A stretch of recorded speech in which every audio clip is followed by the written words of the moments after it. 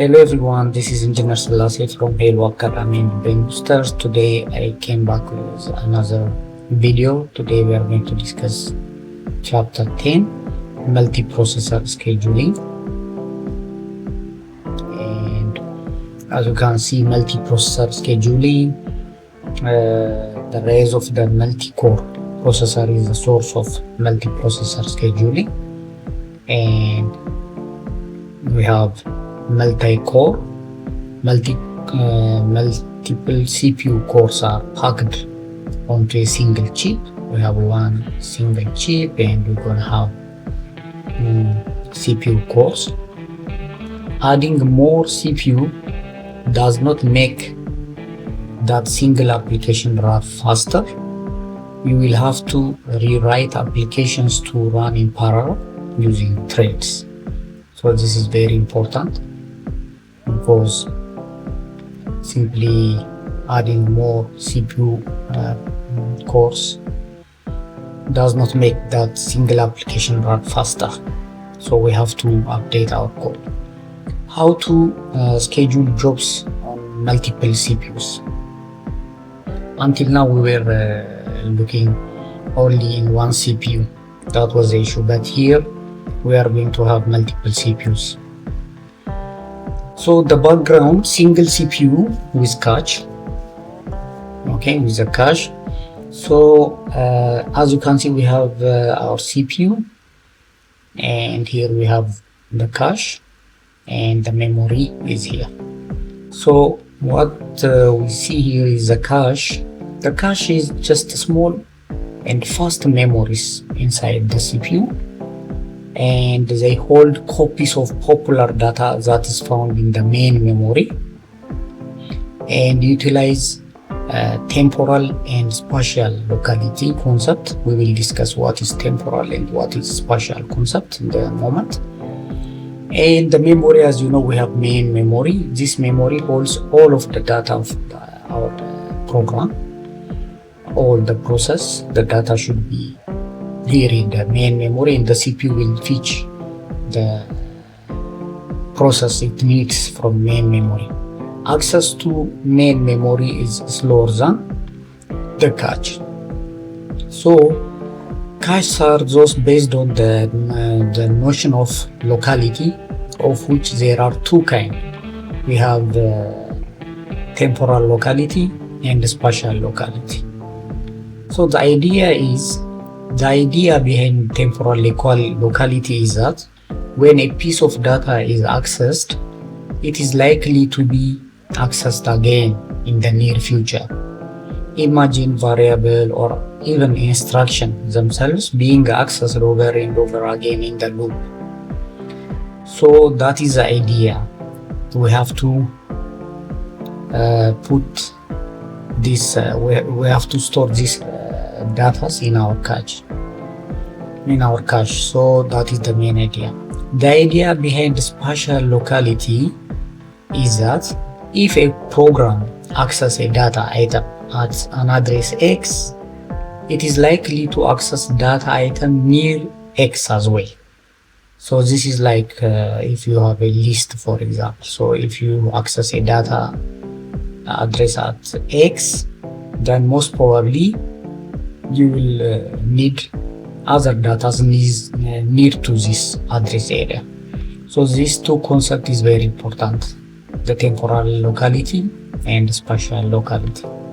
Here think of a program streaming through an array or instruction being executed one after the other.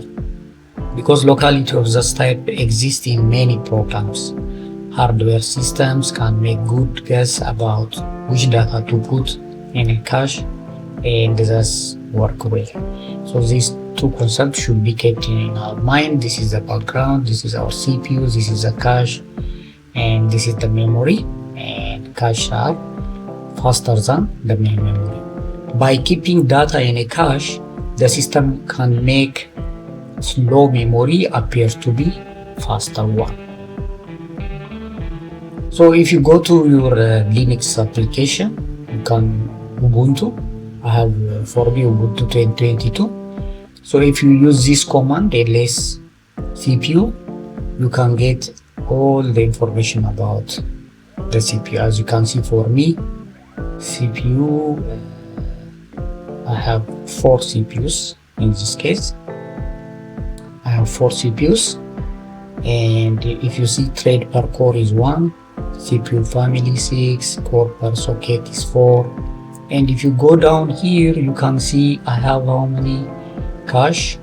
I have 3 caches, L1D, L1I, L2 and L3, and this is the allocated memory. So this is cache for data, this is for cache for instruction. As you can see, 1 megabyte, and this is also 1 megabyte. So in this way you can check your system. Now, issues arises in building a multi-processor cache scheduler. We have 3 points to discuss before we think of multi-processor cache scheduler. So problem 1 is cache coherence. What is this term? We will discuss now. The problem which arises consistency of shared resource data stored in a multi-file cache. For example, let's say at the time 0, CPU 0 with cache sharing memory. Let's say we have 2 CPUs, CPU 0 and CPU 1, and as you can see in the memory we have D, and this is a common bus, and this is cache, again we have cache. So in the memory address of 1 we have data D. This is now in another minute, for example, CPU 0 reads a data at address 1. Let's say CPU 0 feeds a data from main memory to its cache, and this is D. Now the data is here. After some time, D is updating and CPU 1 is scheduled. Let's say now once the CPU 1 reads a data D and it updates this data. Okay, now it is D prime. D and D prime are not the same now because this data is already updated. What happens now is CPU 1 reread the value at address 1. When CPU 1 now it reads the data, it reads the old D, not the updated one. This is the problem. So in the memory, this one is already D prime, but in the memory it is D already. So CPU 1 gets the old value of D instead of the correct value of D. That is the issue. That is the issue. So what can we do? What is the solution? So the first issue with multiprocessor scheduling is cache coherence, as we have seen now. What is the solution? The solution is bus snooping. What is bus snooping means? Each cache pays attention to memory update by observing the bus. What does that mean? What does that mean? As you can see, this is a common bus. So whenever there is an update in other CPUs, so this bus should be notified. Other CPUs should be notified that this data is already updated. So instead of the old D, now this data is updated, so it should be notified. That is the first issue. This is updated by observing the bus. When a CPU sees an update for a data item is held in its cache, it will notice the change and either invalidated its copy or updated it. So this is the issue. This is the first solution. Now let's see the second problem. The second issue with multiprocessor scheduling is, don't forget, synchronization. What does that mean? Let's say when accessing shared data across CPUs, okay, across CPUs. Mutual execution primitives should likely be used to guarantee correctness when we are using shared memory. For example, let's say this simple list delete code. This is the list delete code. So what we are going to do, for example, assume we have a shared queue being accessed on multiple CPUs concurrently without locks. Adding or removing items from the queue concurrently will not work as expected. Even with the underlying coherence protocol, one needs locks to automatically update the data structure to its new state. To make this more concrete, imagine this code sequence, already this one, which is used to remove an element from a shared linked list. So this simple code, what it does, it will remove an element from a shared linked list. So imagine if threads on two CPUs enter this routine at the same time. Assume two threads are entered at the same time. If thread 1 executes the first line, it will have the current value of head stored in its temp variable. As you can see, we have temp variable. And if thread 2 then execute the first line as well, it will also have the same value of head stored in its own private temp variable. Temp is allocated on the stack, and thus each thread will have its own private storage for it. That is, instead of each thread removing an element from the head of the list, each thread will try to remove the same head element, leading to all sorts of problems, such as an attempt double free of the head element at line 4, as well as potentially returning the same data value twice, because the two threads are trying to remove the data at the same time. That is a problem. So what can we do? The only solution, what we are going to do, as you can see, the solution of course is to make such routine correct via locking. So what we are going to do in this case, allocating a simple mutex, okay? Example pthread mutex tn. As you can see in the code, we will add this line of code, and then adding a lock m here, lock m, and after the process finish, unlock m. Okay, so at the beginning of the routine and unlock m at the end of will solve the problem, ensuring that the code will execute as desired. Unfortunately, as we will see, such an approach is not without problem, in particular with regard to performance. Specifically, as the number of CPUs grows, access to a synchronized shared data structure becomes quite slow. So the only option we have to alleviate that problem is just to add the line of code pthread mutex tn here, and we have to add lock here, then unlock here.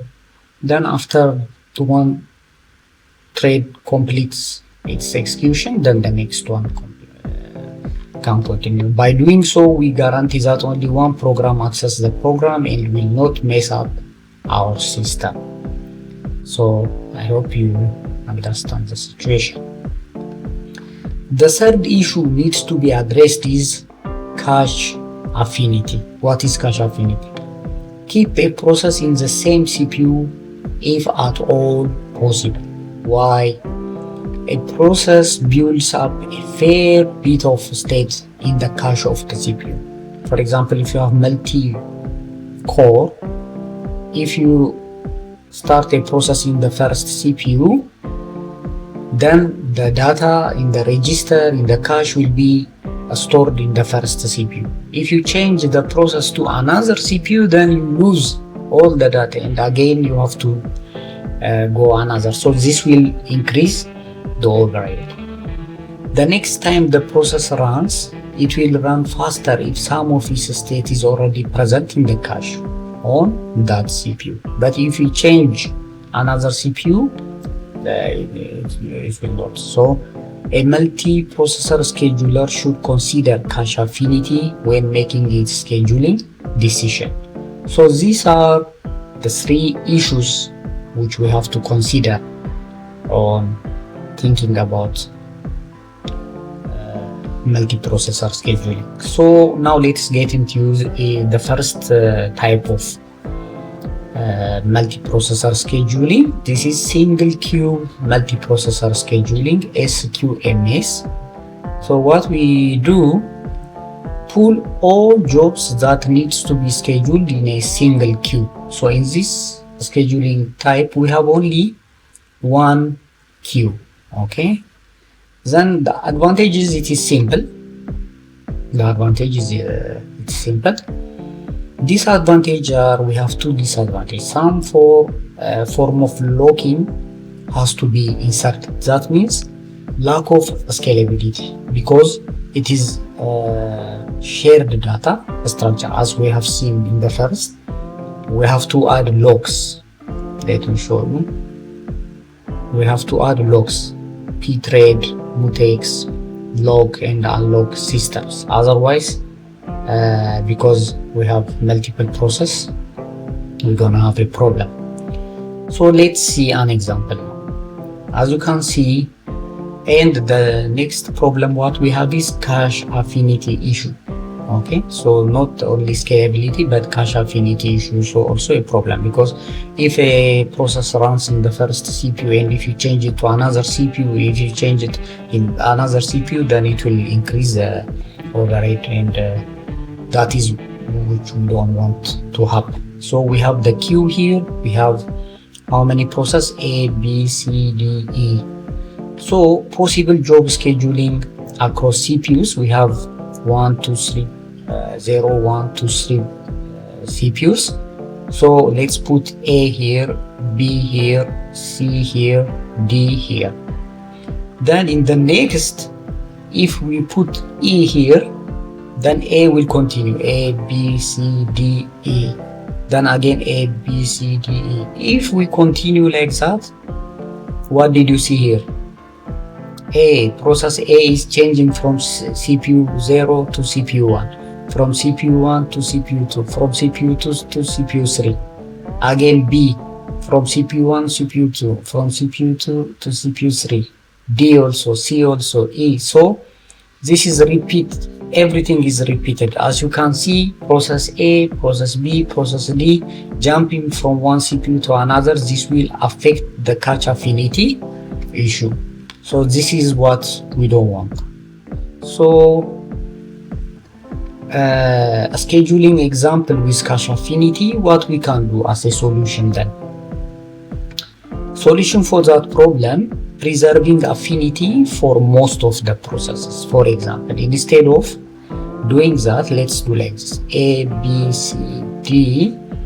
Then again, if you see here, E, then B will continue, C, D. So at least in this situation, as you can see, only E is repeating, only E is changing from one to another, but the other processes are in the same CPU. A is in the same CPU, B is in the same CPU, C is in the same CPU, D is in the same CPU. In this way, the idea is simple: keep process in CPU where they first executed or scheduled. That is the idea. So job A through D are not moved across processors. Only job E is migrating from CPU to CPU.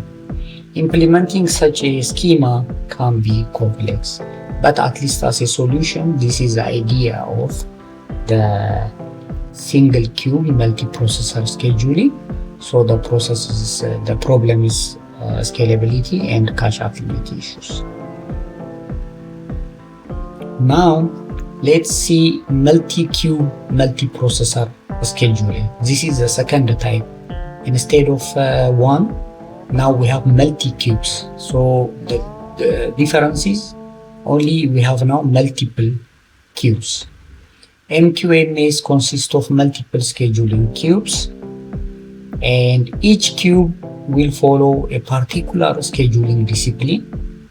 So each CPU will have its own queue. That is the idea. When a job enters the system, it is placed on exactly one scheduling queue and avoid the problems of information sharing and synchronization. So let's see an example now. MQNS example. With round robin scheduling type, the system might produce a schedule that looks like this. As you can see, we have two CPUs, CPU 0, CPU 1. So CPU 0, it has its own queue, Q0. CPU 1, it has its own queue, Q1. So when it runs, it looks like this: A, C, C, A, C, C, A, C, C, like that. So as you can see, all the process has their own cache, and CPU has its own cache. CPU1 also the same, BND. So MQNS provide more scalability and cache affinity because all the process are running through their okay, let's continue. So when a job enters the system, it is placed on exactly its own one scheduling queue. Each queue has its own queue. Load. Now what is the problem now? Load imbalance issue of MQNS. For example, after job C in Q0 finish in the first place here, let's say C is completed now. So as you can see, Q1 has only A. So CPU 0 will run only A, but CPU 1 is running two processes, B and D, but it has its own queue. So A gets twice as much CPU as B and D. This is the load imbalance issue. Okay, now let's say after job A is in Q1 finish, when A is also completed now, as you can see, CPU 0 is completely idle now, but CPU 1 is working with B and D, two processes, but CPU 0 will be idle. This is very costly, uneconomical. So how to deal with load imbalance now? So how to deal with load imbalance? The answer is to move a job migration, the concept of migration. Example. The first one, as you can see, Q0 is already 0. The operating system moves one of B or D from the other queue to CPU 0. So as you can see, it can take D or it can take B. It doesn't matter. One of the process should be taken to another CPU, then we can balance in such a way. Now, how to deal with load imbalance? A more tricky case, single process migration will not solve the problem. For example, we have cube here A, but in Q1 we have B and D. So what can we do? A possible migration pattern could be keep switching jobs continuously. For example, in the Q1 CPU1 we have B and D, and in the CPU 0 we have only one process, A. So what we can do, when CPU reach at this location, move B to CPU 0. So we will take B to CPU 0. Again, when we come here, when we reach here, migrate A to CPU 1 from here to here. So by repeatedly changing like that, we can deal this situation. So work stealing, this is a concept, how to move process between queues. Move jobs between queues. Implementation, a source queue that is low on processes picked. So a source cube that is low on processes picked. This is the first one.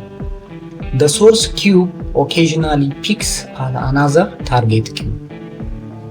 And if the target cube is more full than the source cube, what it does is the source will steal one or more jobs from the target cube. That means it will reduce from the target itself. Instead of giving a process, it will steal one or more jobs from the target queue.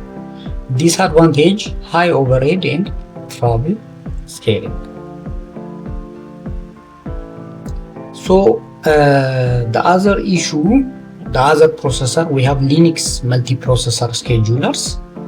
So there are a lot. For example, we have O1 scheduler, a priority-based scheduler, use multiple queues, change a process priority over time, schedule those with highest priority. Interactivity is a particular focus. We have also CFS, completely fair scheduler. This one deterministic proportional share scheduler, multiple queues. And Linux has also BF scheduler, BFS, a single queue approach, proportional share based on earliest eligible virtual deadline first system.